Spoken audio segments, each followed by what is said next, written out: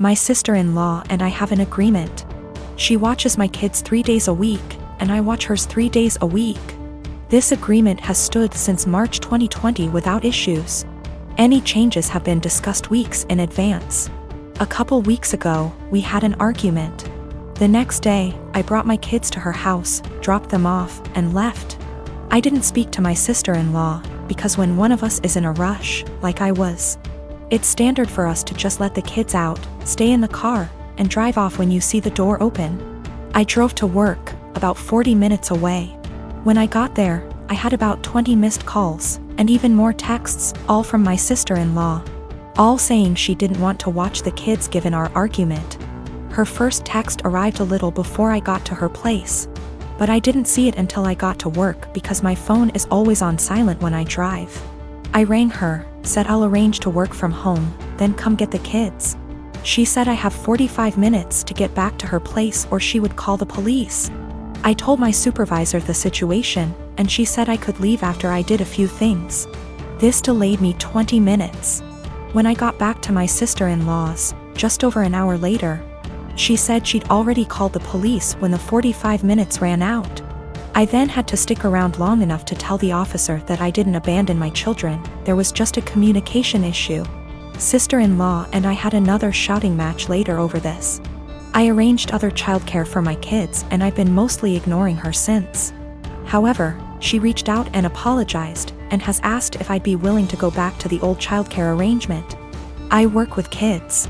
If I got child abandonment on my record, I would never work in my field again, which she knew. And her calling the police was a massive overreaction, so if she needs a babysitter she can go whistle for all I care. She said that if I checked my phone, talked to her that morning, or came back when I was supposed to, she would not have needed to call the police, and I did this to myself. As she gave me a warning with that first text and I could have checked my phone or spoken to her directly when I got to her place. All of which she says she would have done if she were in my position, given that we'd argued the night before. I've told her that if she thinks I'm babysitting for her, she's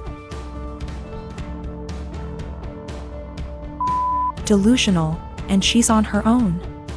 Because of my refusal, it's looking like she may have to quit her job because my brother and her would pay more for a babysitter than they would earn from her working. My mother and brother have both called me an arsehole because there were no consequences to her calling the police, and that while she overreacted, she's apologized, so if I really forgive her, I'll let us move on.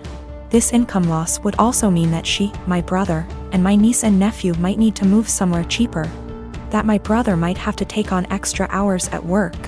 And in an extreme scenario they may even be completely unable to live independently, meaning they'd have to move in with her parents, who live several hours away.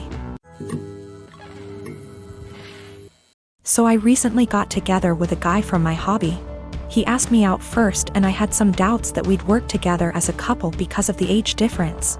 He's 35 and I'm 22. So, in my apartment, since it's an old house that was originally a single-family house, there isn't much soundproofing. And the floors creak when people move.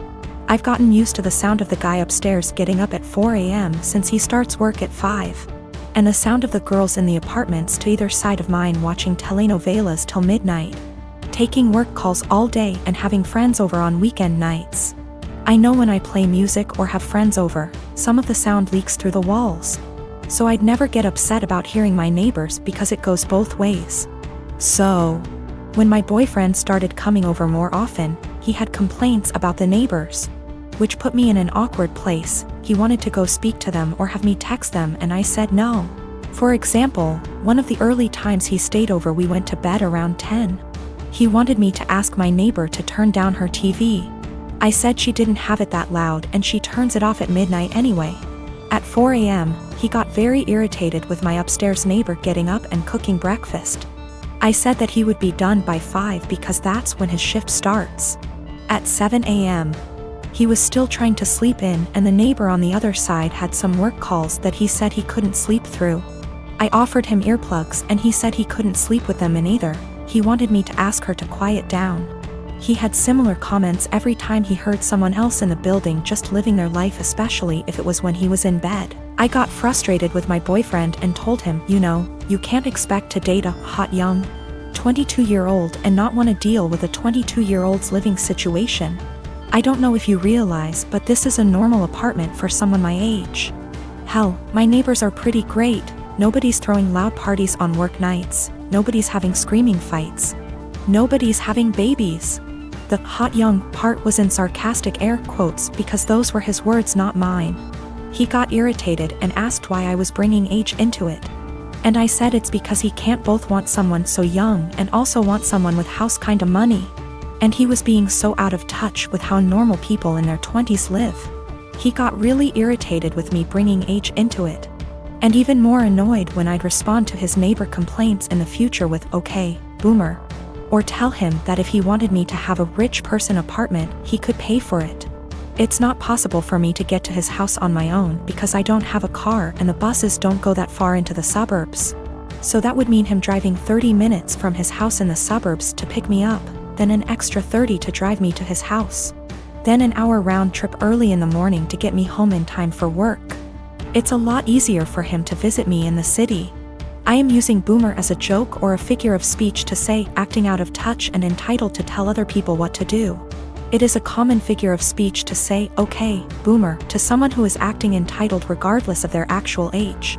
It's more of a mindset thing. I googled his property records for his house and he co-owns it with a woman who shares his last name. Holy shit. I don't know if she's his wife or ex-wife or what, but I'm out of here. I'm honestly freaking out right now, but I just gotta say, great big thank you to everyone who noticed red flags and made me question that. I've blocked his number. He can have fun figuring out where I went. I am a 28 years old male, my partner, woman 34 years old, and I have been together for 5 years. She has a daughter, she's 8, from a previous relationship. Right off the bat, it was made known I had fertility issues and likely wouldn't ever be able to father a child. I moved slow in the relationship, although I had fallen in love with her fast. When things got serious, I overheard her telling her sister she was concerned that I might be an aggressive type person because of the amount of scars I have. I didn't want her scared away, so I told her I had a bad childhood and left it at that. A little over 2 years into our relationship, I felt somewhat comfortable opening up, and for the first time I told her exactly why I'm infertile, which is a direct result of an injury I suffered due to trauma as a child. She was really empathetic and I was just thankful I had found the one I want to spend my life with that also came with a kid I adore. Fast forward to last summer. My partner and her friend decided to play an impromptu prank on me. I came home from work. There were multiple positive pregnancy tests in the bathroom.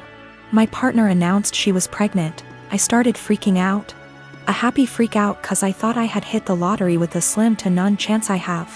They both started laughing. The tests were from the friend and not my partner. I was pretty much devastated and felt really let down that my partner would actually pull a prank like that. At first she was shocked by my reaction and said, "I thought you'd know it was a joke considering your circumstances." She ended up apologizing after realizing how hurt I was. 3 weeks ago she arranged a huge dinner with her entire family at our house. She had us play this stupid mystery game and ultimately announced to everyone she's pregnant. Her mother and sisters were deliriously happy. Immediately I got pissed thinking this was yet another prank, so I showed absolutely no emotions, which everyone caught on to. I said to my partner, "Either you're just mentally disturbed or you're cheating." That's pretty much when all hell broke loose. My partner's POV is that she was sincerely apologetic about the prank, and I should know her well enough to not think she'd ever pull that stunt again.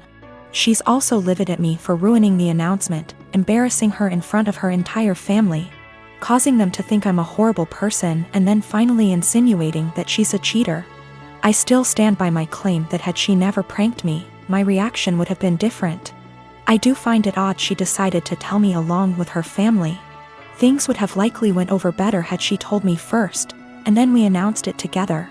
But I'm starting to think I acted immaturely causing scene in front of her family, and I think that's maybe where I'm wrong. I am a 17 years old female, and I live with my mom, stepdad, and stepsister and stepbrother. I lost my dad to cancer when I was 13 years old. We were very close and his death was a major loss in my life. I wasn't able to keep much of his belongings because of my stepdad's insecurities and lack of sympathy and respect for me and my dad. It's sad to say that mom moved on relatively fast. My stepsister and I share a room together. My stepbrother has the bigger room because he's a man, and as a result me and my stepsister are always in conflict. She wants me out during the day as she uses the room as her art studio. She recently accused me of stealing her tools and convinced her dad to get a lock, so now I'm being forcefully locked out and can't get in till after a huge argument and getting mom involved. My stepsister had an argument with her brother and ruined his gaming console when he was out. He came into the room quietly in the evening, stood by the door and asked me to bring him my stepsister's acrylic paint set. I asked if he got permission. He said yes, so I gave it to him and went back to study. At dinner, my stepsister came downstairs yelling that her brother had access to her room and ruined her paint set. There was a lot of yelling and arguing. Stepdad asked how my stepbrother walked into the room when it was supposed to be locked. My stepbrother admitted I helped him out and brought the paint set to high. My stepsister went off on me, called an accomplice, then ran upstairs and took the gift I prepared for my dad for Father's Day. I picked up flowers I planted from our small garden that I take care of by myself, and prepared a nice wooden letter-shaped pot, used my dad's first initial and filled it with the flowers I picked and decorated it with ribbons. It wasn't that good, but it was like a floral letter. I planned to visit his grave and put the gift there. She damaged it to pieces. It was completely ruined. I yelled at her and kept crying. Mom and stepdad gave her harsh punishment and thought it was fixable, but I was so done I called my uncle, who came and berated my mom and stepdad. Stepdad offered to fix it and punish my stepdaughter harder, but I packed my things to go with my uncle. My mom begged me to stay, but I refused and didn't respond when she kept calling saying she did nothing to deserve to be shunned by me and my uncle, who told the family about what happened. The family told mom not to come visit on Father's Day and are angry with her because I moved out over this.